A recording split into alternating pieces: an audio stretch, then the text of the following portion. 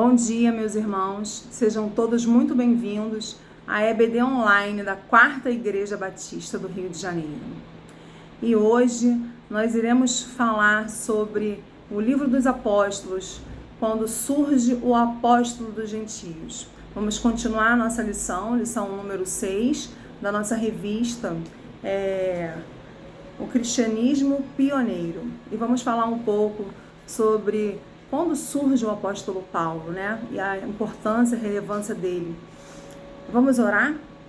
Vamos fechar nossos olhos. Senhor Deus, Pai amado, Pai querido. Senhor, te agradecemos, Pai, pela Tua palavra. Te agradecemos, Senhor, pela Tua palavra que transforma vidas, que ela possa, Pai, falar poderosamente, Pai, aos nossos corações. Abençoa-nos, Pai, com Teu poder, com a Tua autoridade. Que Teu Espírito Santo, Pai, possa estar ministrando aos nossos corações aquilo que o Senhor tem para nos ensinar. Abençoa-nos, Pai, poderosamente, em nome de Jesus. Te agradecemos. Amém.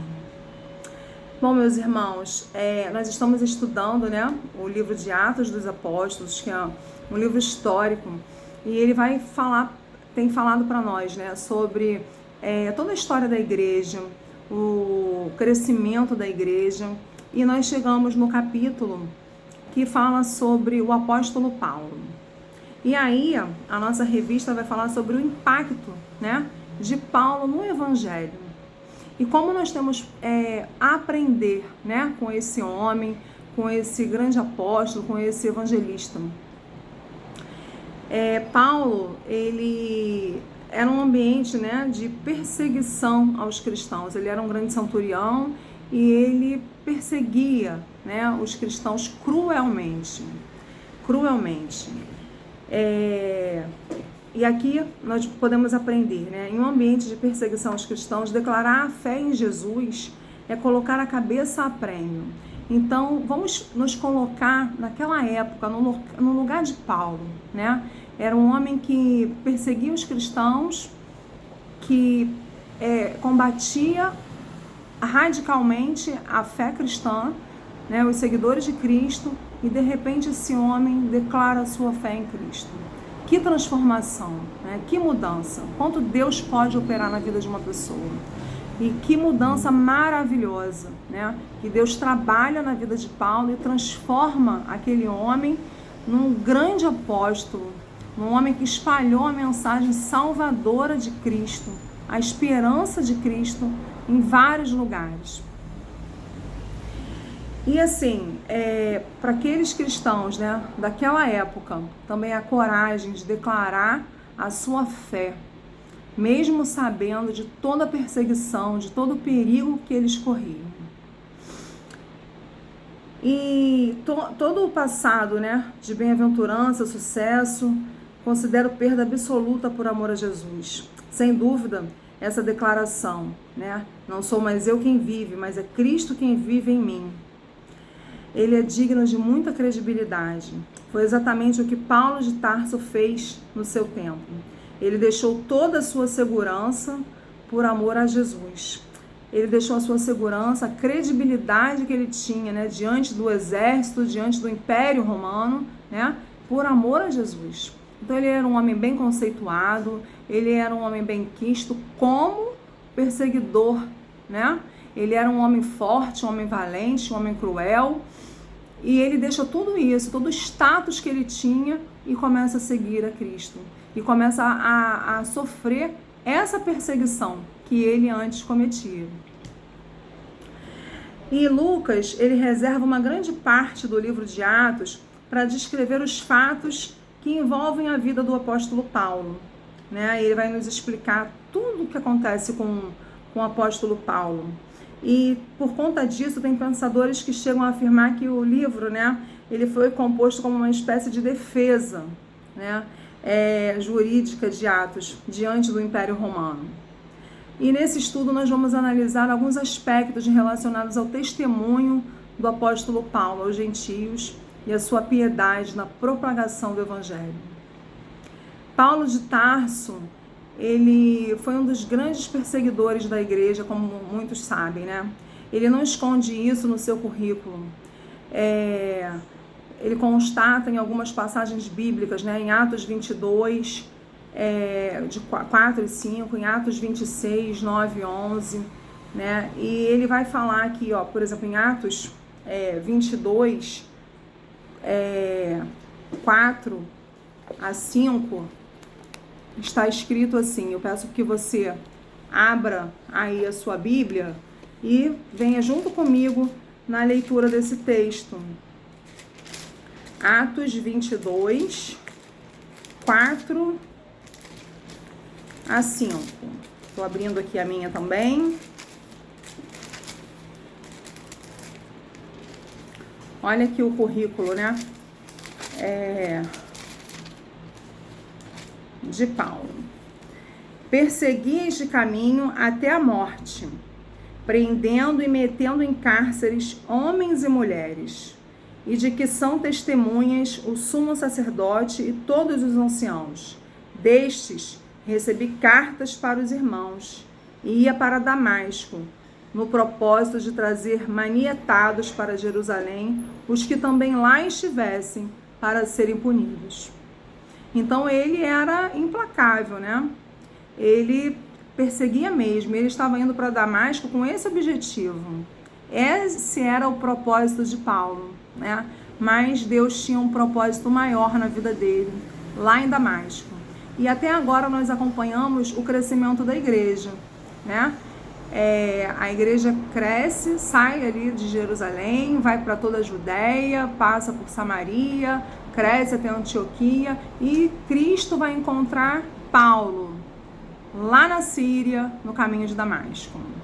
E aí ele continua aqui no versículo 6, ele fala: ora, aconteceu que indo de caminho e já perto de Damasco, quase ao meio-dia, repentinamente, grande luz do céu brilhou ao redor de mim.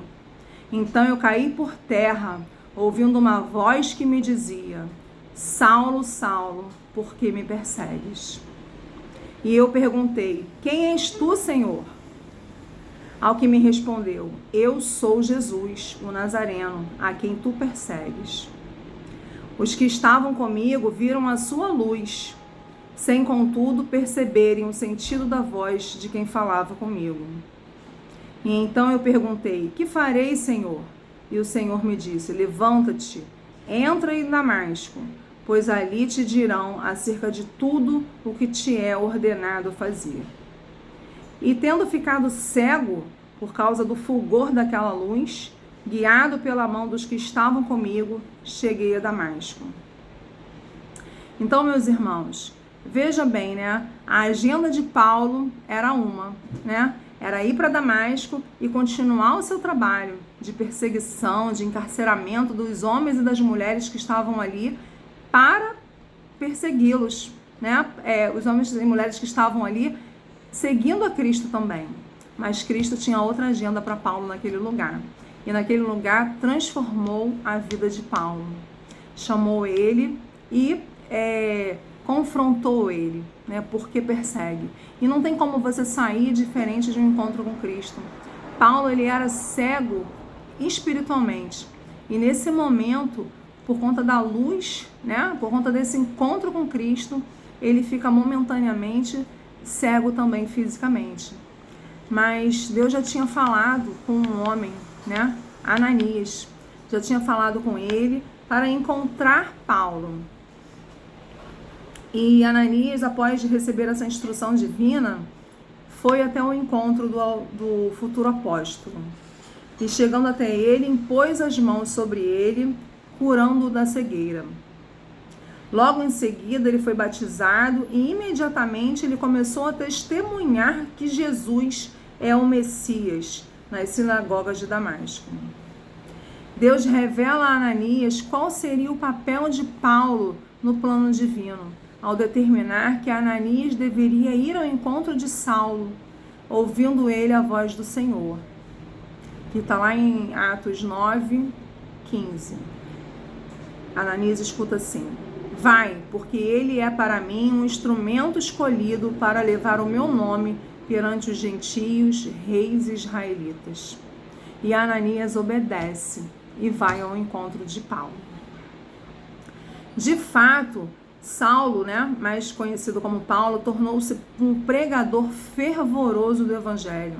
O Senhor Deus também revelou ao seu servo Ananias que Paulo sofreria muito na condição de apóstolo de Jesus. O livro de Atos demonstra que Paulo sofreu muito por conta do Evangelho. O próprio Paulo lembra os seus sofrimentos em várias das suas cartas, né? Ele conta tudo que ele passou por conta disso, mas ele não esmoreceu. Ele foi fiel até o fim, né? Ele que era um homem que perseguia os cristãos, que combatia essa fé, ele foi fiel. E ele foi fiel até o fim. E ele conta todo o sofrimento, toda a dor, toda a solidão que ele passou, toda a perseguição que ele passou. Ele foi preso, ele foi açoitado, ele foi maltratado por aqueles que antes ele servia, né? Então agora eles faziam a mesma coisa com Paulo. E era um homem que era um homem instruído, era um homem forte, era um homem valente, era um homem conhecido, respeitado. E agora era um homem marginalizado por conta da sua fé em Cristo. Mas ele aceitou o seu chamado, né? Ele aceitou e através de Paulo, né, por conta das suas cartas, até hoje nós recebemos também essa bênção, essa instrução, por conta das cartas que ele deixou, né, para as igrejas, para os seus filhos na fé, e como nós somos abençoados por esses ensinamentos também que Paulo nos deixa. E aqui ele fala, né, dos grandes apuros, dos grandes problemas, das perseguições que ele passa. Labutas abundantes, prisões abundantes, açoites sem medidas, perigos de morte muitas vezes. Ele colecionou 195 chibatadas, foi torturado com varas 3 vezes, foi apedrejado, tornou-se náufrago, experimentando abismos por longas horas, trabalhos e fadigas em várias vigílias, passou fome e sede muitas vezes, suportou frio, nudez. Olha quantas coisas esse homem passou por amor a Cristo, por amor ao Evangelho, né? Por obediência à palavra de Deus, por um propósito que ele tinha e foi fiel até o fim. Não teve nenhum obstáculo, nada, mesmo quando ele estava preso, né? E mesmo quando ele estava preso, ele escreve a carta, que era uma carta de alegria. Nada podia conter o Paulo. Ele estava preso, mas a palavra dele, a mensagem dele alcançou a tantos, né? Ele estava preso, amarrado, mas mesmo ali na prisão, ele foi um instrumento de Deus para o carcereiro e sua família. Então, assim, aonde nós estivermos, nós temos que lembrar disso. Nós somos instrumentos de Deus. Nós temos essa missão. Nós fomos comissionados por Deus para levar a sua palavra, para falar de Cristo. Como nós temos nos portado, como nós temos feito, o que nós temos feito desse evangelho que nós recebemos. Será que nós somos apenas cristãos nominais ou nós somos verdadeiramente discípulos de Cristo? Nós obedecemos os seus mandamentos, nós declaramos o seu evangelho, nós levamos da sua paz, da sua esperança, do seu amor para aqueles que estão ao nosso redor, né? O mandamento era ide e fazer discípulos. E nós precisamos fazer discípulos sim, aonde quer que nós estejamos, aonde quer que Deus nos coloca, aonde quer que Deus colocou você, ali você precisa florescer, frutificar, espalhar da mensagem salvadora de Cristo. Amém? Então vamos continuar aqui sobre a importância de Paulo para o Evangelho. Paulo é conhecido até mesmo por pessoas que não professam a fé cristã. Tamanho o seu impacto na história, dado esse que se deve a uma constante dedicação na pregação do Evangelho de Jesus, porque como nós falamos antes, ele foi fiel até o fim, mesmo passando por tantas provas, por tantas perseguições, por prisões, por açoites, ele permaneceu fiel, nada parou. E quando as nossas provas de fé, né, quando nós passamos por esses momentos, Quando nós passamos por perseguições, quando nós passamos por problemas, como nós nos comportamos? O que nós temos feito de todo esse aprendizado, de tudo que Jesus fez na nossa vida?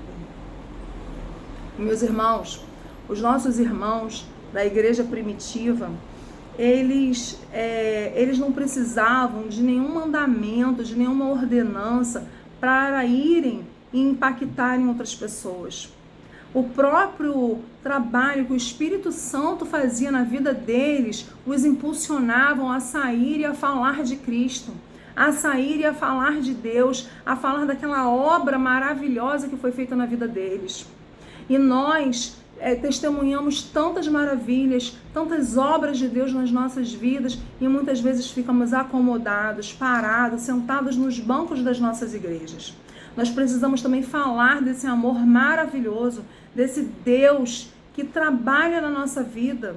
Quantas e quantas pessoas estão por aí sedentas do amor de Deus, dessa esperança, e muitas vezes nós não falamos. E assim, nós fomos comissionados, é a igreja que tem que falar, e nós somos a igreja de Cristo. Essa igreja que cresce, que continua marchando e que nada vai prevalecer contra ela. A igreja de Cristo continua crescendo e ela vai crescer e as portas do inferno não prevalecerão contra ela.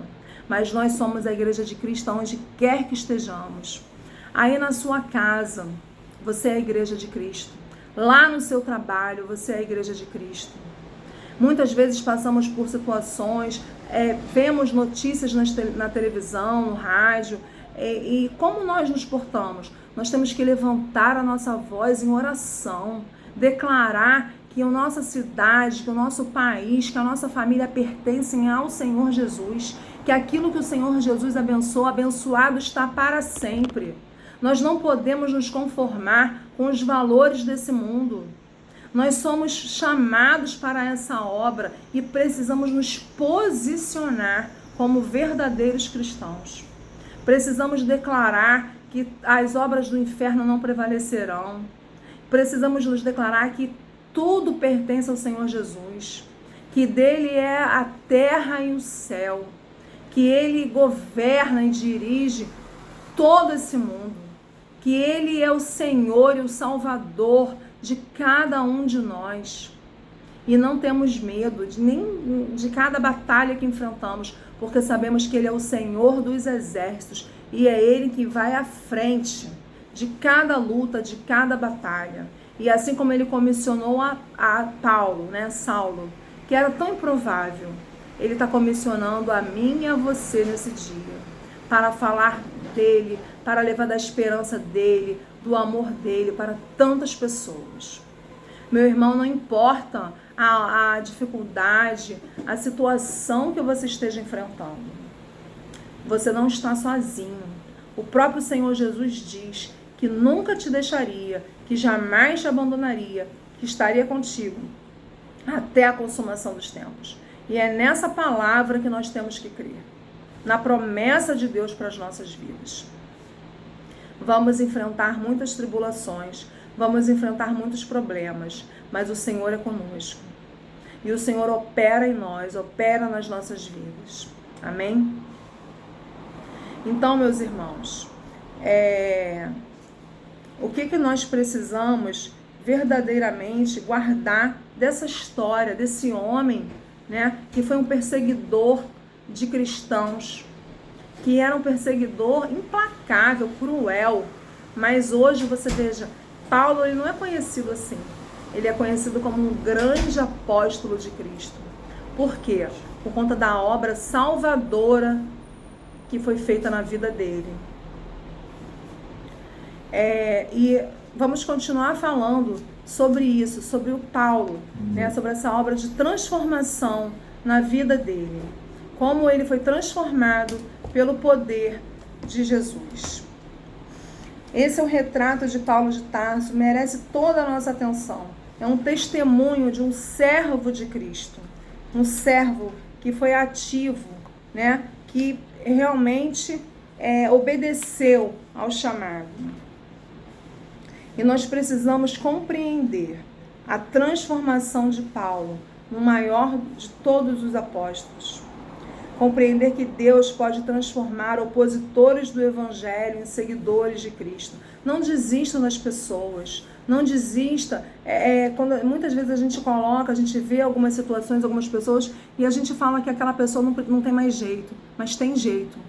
Né? Todo mundo, quando tem um encontro verdadeiro com Cristo, Cristo transforma, salva a essas pessoas.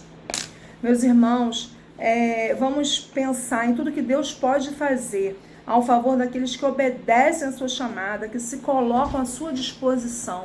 Não importa se venham cadeias, se venham prisões, perseguições, o que vão falar da sua vida, da minha, né? O importante é permanecermos fiéis até o final.